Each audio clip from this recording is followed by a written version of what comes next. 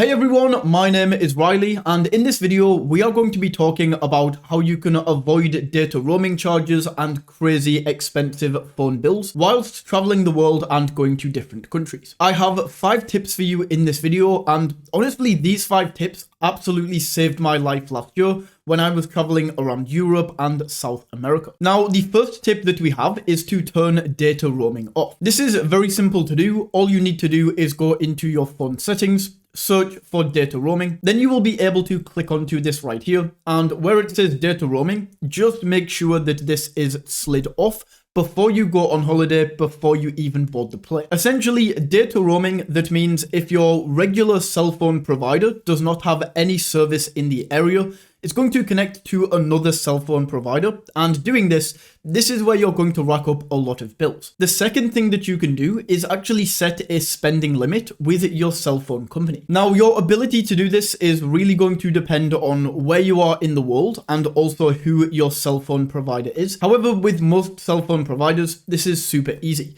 With mine, I can just log into the app and then I can go in there and set my spending limit. Mine personally is £5. So what this means is if I go through all of my data, it's only going to let me use £5 worth of extra data.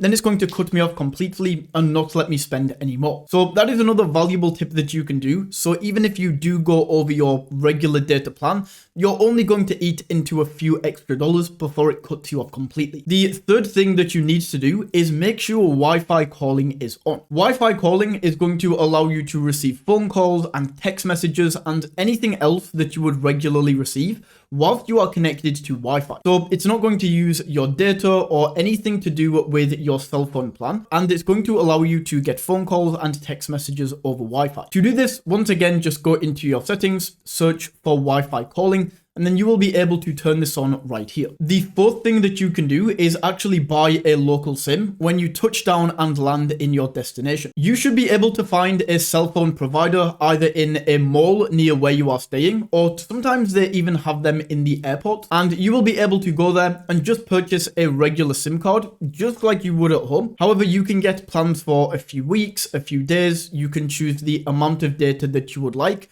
And usually with these, you're going to be paying $10 to $20 depending on where you are staying. The only downside to this is they can be a little bit more expensive than the next thing that we are going to touch on. And secondly, this is a physical SIM. So you have to physically take your SIM card out of your phone, and you probably know what SIM cards are like. They can go missing extremely easily, especially when you are on vacation or you are traveling for a business trip. This thing could go missing very easily, which is why the next tip, number 5, is my personal favorite, and this is what I do every time I travel to a foreign country, no question. Now, this is getting an eSIM. An eSIM is different to a physical SIM because instead of having to unplug your phone tray, putting a new SIM in there, this is all done online, and you can do this through an app on your phone or even on your computer. The best company that I have found for this is Airelo. I will leave a link in the description to Airelo, so you can just go ahead and click on that link, and then it's going to take you over to this page right here. Not only are they very well priced, but they have pretty much every country in the world.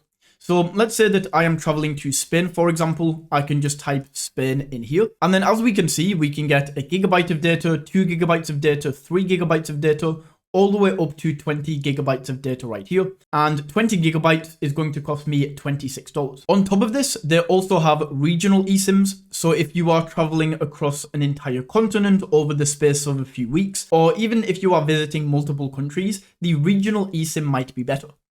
So let's say we are traveling through Europe.